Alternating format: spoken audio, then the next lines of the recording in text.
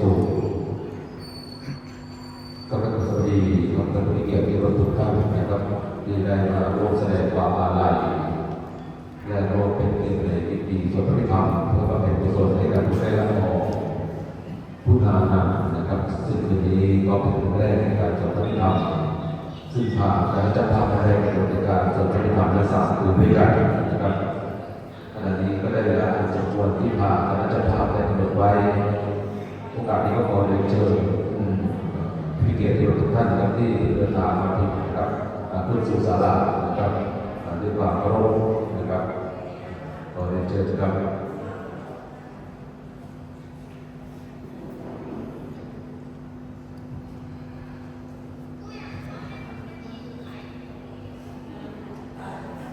สำหรับในวันนี้นั้นคณะครอบครัวและบรรดาลูกหลานร่วมกันเป็นคณะเจ้าภาพในการสวดพระพิธรรมนะครับ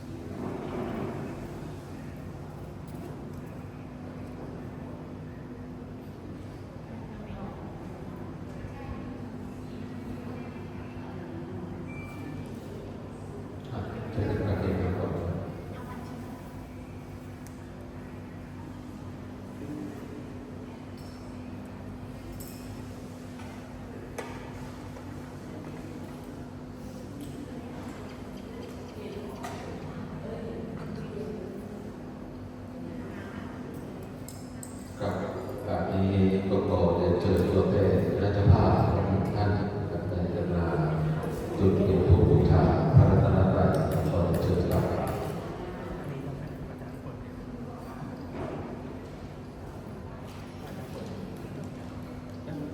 ก็ขอเรียนเชิญท่านอาจารย์อรวรรณสุรศรีนะครับท่านประธานชุมชนปกปูสาได้กรุณาจุดเทียนธูปบูชาพระรัตนตรัยครับขอเรียนเชิญด้วยความเคารพครับ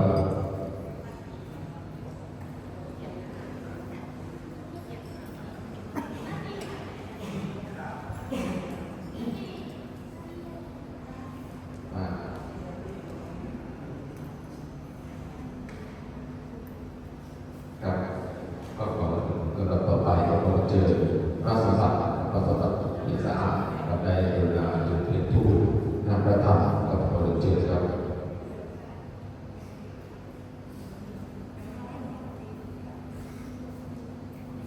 พระสมบัตินะครับเชิญครับเชิญจุดเทียนธูปนำพระธรรมกับขอเจอครับแล้วก็ลูกกับพวกผู้รับศพสุดท้ายอยู่ในศพสุดท้ายพระสมบัติอะไรนี่พระสมบัติอะไรนี่อยู่หน้าพระธรรม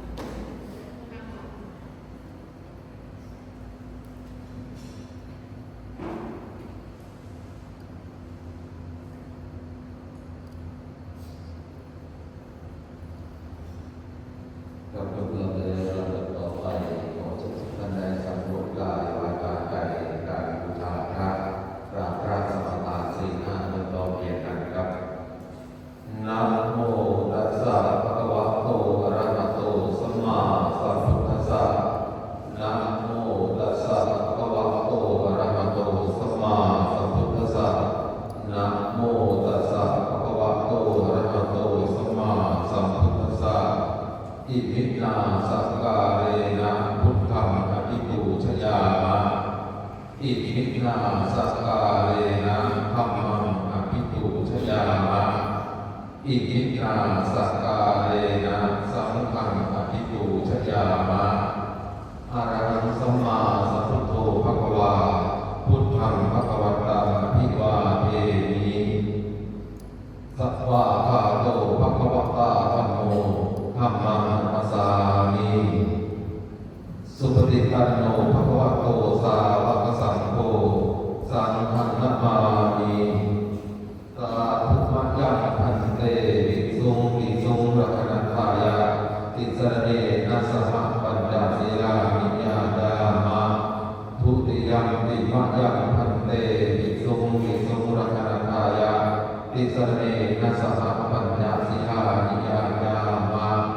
ตติยัมปิมัจยังพันเตภิกษุภิกษุรักขันธายะติสรเนนะสหปัญจศีลามิญาดามะนะโมตัสสะภะคะวะโตอะระหะโตสัมมาสัมพุทธัสสะนะโมตัสสะภะคะวะโตอะระหะโตสัมมาสัมพุทธัสสะนะโมตัสสะภะคะวะโตอะระหะโตสัมมาสัมพุทธัสสะนะโมตัสสะภะคะวะโตอะระหะโตสัมมาสัมพุทธัสสะนะโมตัสสะภะคะวะโตอะระหะโตสัมมาสัมพุทธัสสะนะโมตัสสะภะคะวะโตอะระหะโตสัมมาสัมพุทธัสสะพุทธังสรณังคัจฉามิ พุทธังสรณังคัจฉามิ ธัมมังสรณังคัจฉามิ ธัมมังสรณังคัจฉามิ สังฆังสรณังคัจฉามิ สังฆังสรณังคัจฉามิ ตุติยามปิพุทธังสรณังคัจฉามิ ทุติยมปิพุทธังสรณังคัจฉามิตุติยามปิธัมมังสรณังคัจฉามิ ทุติยมปิธัมมังสรณังคัจฉามิตุติยามปิสังฆังสรณังคัจฉามิ ทุติยมปิสังฆังสรณังคัจฉามิ ตาติยามปิพุทธังสรณังคัจฉามิ ตติยมปิพุทธังสรณังคัจฉามิตาติยามปิธัมมังสรณังคัจฉามิ ตติยมปิธัมมังสรณังคัจฉามิ ตาติยามปิสังฆังสรณังคัจฉามิ ตติยมปิสังฆังสรณังคัจฉามิปานาติปตาเวรมณีสิกขาปะทังสมาธิยามิ ปานาติปาตาเวรมณีสิกขาปะทังสมาธิยามิ อาทินาทานาเวรมณีสิกขาปะทังสมาธิยามิ อภินาทานาเวรมณีสิกขาปะทังสมาธิยามิ กาเมสุชานุราเวรมณีสิกขาปะทังสมาธิยามิ กาเมสุขิจาจาราเวรมณีสิกขาปะทังสมาธิยามิ มุสาวาทาเวรม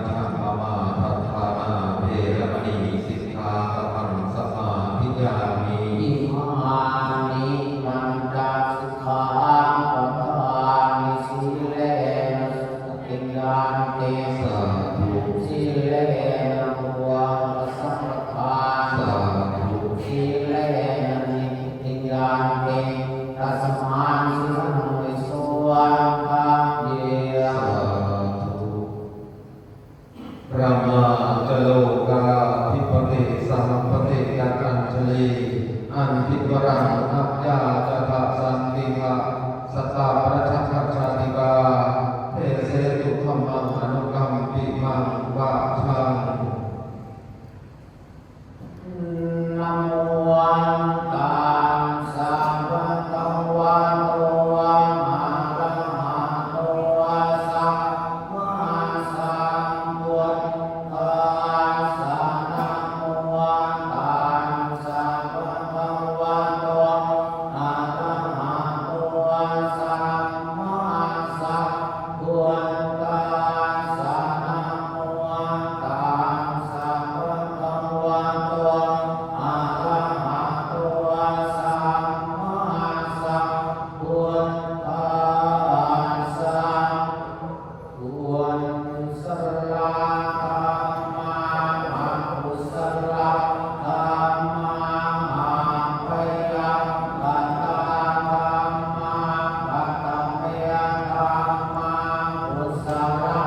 ยัสสมิสัมมเทธัมมาวัจจารัง พุทธะเอตังอุปันนังโมติโสมานาสัสสะมะปันตัญญาณัสสะปะยุวันตังตัว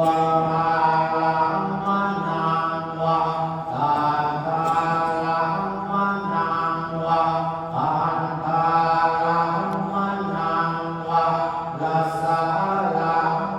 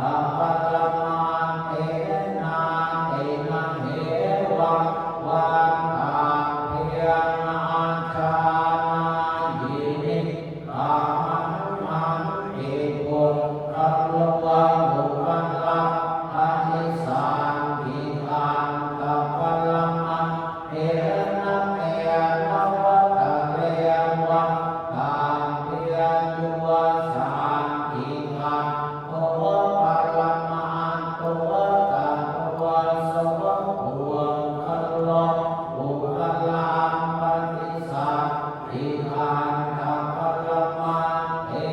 นาติเมียจาเยียงเยียงอิกุสลาธัมมาสัพเยียงเยียงกุศลมุวาระเยียงวา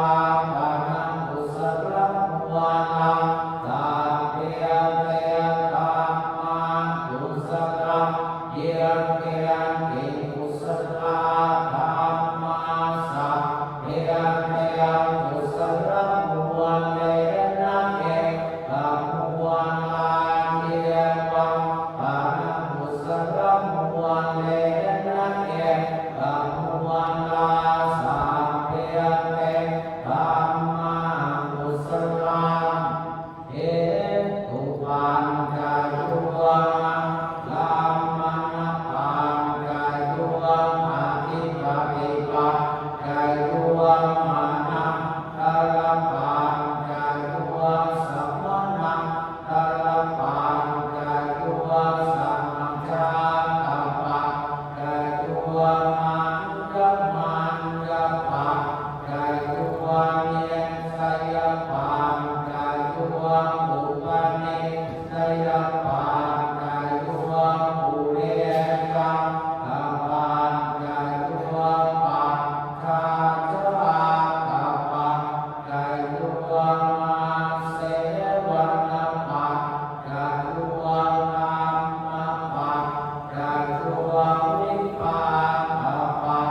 จยุวะมหาปัญจยุวะอินทรียปัญจยุวะฌานปัญจยุวะมรรคปัญจยุวะสัมปยุวันตปัญจยุวะวิยปยุวันตปัญจยุวะมาทิปัญจยุวะนาทิปัญจยุวะเวียนตัตตปัญจยุวะมาเวียนตัตตปัญจยุวะ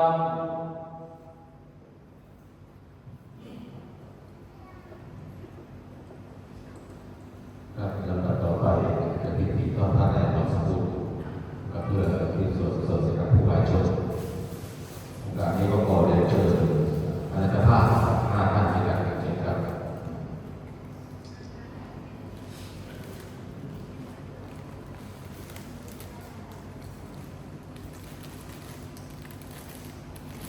เชิญกับท่าน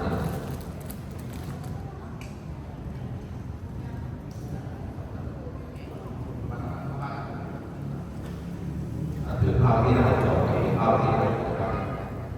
ถือภาพที่เราถือภาพที่เราถือภาพที่เราจดนะครับขอกุศลบุญนะครับที่ทางนักครอบครัวและหลายญาติหลายได้ร่วมเป็นกันตั้งแต่ต้นนี้นะครับขอจงเป็นพระราชใจส่งผลบุญตาที่ดวงใจของคุณแม่นะครับคุณอานันต์สู่สุคติในสัมปรายภพนะครับว่าตามนะครับนามะปังอนิจจังนามะปังทุกขังนามะปังอนัตตาขอกุศลผลบุญโปรดนำท่านจุนดวงวิญญาณของคุณแม่ละอองผู้นานันต์ขอให้พบดวงแก้วขอให้ใช้พระบรมานขอให้ได้รับผลบุญทานที่ข้าพเจ้าที่ให้ด้วยเธอกับพระครับวางผ้าแล้วพนมมือไว้ครับพนมมือไว้ครับพนมมือไว้อะนิจจาวัฏสังขารานุภาณวยธรรมิโนอุปาทิกวานิวันทาเตเตสังอุ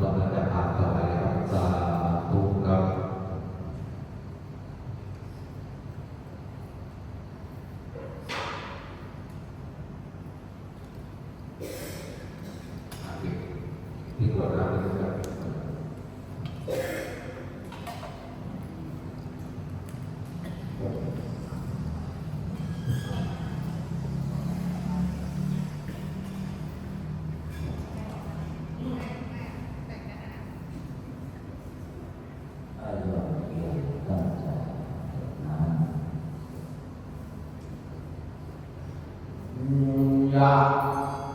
ธามานิวังอัมพุลาภริปุเรนติสาคลังเอวะเมวะอิโตทินังเปตานังอุปกัปปะเตเยจิตังมะติตังตุมังคิปะเมวะตุนิจังโตสัพเพมุนิโตสัพพะปาจานโตปะระโสนิธามิโยติระโสวันนิธาวันมิวันทานโตสัมปะโลวันมินะกัตตุมาเตภวันตาลายุสุขีติอายุตัวภวันอภิวันทนาสิเรียนสามิยันตังวะอาปัจจายิโนจักอาโรตังมาวัฏตันติอายุวันโนสุขังภะลังอัตตาสิเมยังอัตตาสิเมยังยัตเตเมยังตาสัพพะจัมเมยังเปตานังทานตินังทัพทาภูเพียงตัตตะมังวันสารังนาทิรวนนะวาสวัตโตวายะวันยาปริเทวันนานันตะเตตานัมมะอายันเอวะเอตังเอยาตาตุมายัจัตโตตาอินาเทนาสัพอัมหิสุปะเตยังเตกาติพลันตังมิทายะสัพพะนัสโสอุปะปะปะติโสยาติธรรมวันตัญญะนิพพานสิโนเปตานักปุถชาจัปปตามุลาอลันตะเพียงตัวนามันวะอาเพียงนะตัวเมติตัวยักอาสุขังมานาปะปังเตอวัตุสัพพมังลาคันโตสัพพะเทวันตาสัพพะพุวันตานุภาเวนะสัพพะตัวทิรังภวันโตเตยังภวันตุสัพพะมังคารังละคันโตสัพพะเทวันตาสัพพะธัมมานุภาเวนะสัพพะตัวทิรังภวันโตเตยังภวันตุสัพพะมังคารังละคันโตสัพพะเทวันตาสัพพะสังฆานุอาเวนะสัพพะส่วนทิภวันโตเต อะระหังสัมมาสัมพุทโธภะคะวาพุทธังภะคะวันตังอภิวาเทมิสัพพะคาโตภะคะวะตาธัมโมธัมมังนัมมัสสามิสุปฏิปันโนภะคะวะโตสาวกสังโฆสังฆังนัมมามิครับในนามของคณะเจ้าภาพนะครับก็ขอขอบพระคุณนะครับญาติญาติทั้งหลายที่ได้มาร่วมแสดงความอาลัยร่วมแสดงในพิธีสวดพระพิธรรมเพื่อประเทศกุศลและในพิธีสวดให้กับในละอองผู้มาในวันนี้ซึ่งเป็นแรกกับจิตตาคณะเจ้าภาพในบริษัทด้วยกันสำหรับในพรุ่งนี้ที่2ครับก็เวลาเริ่มก็เดินกับเวลา 19 นาฬิกา30 นาทีเดินนะครับ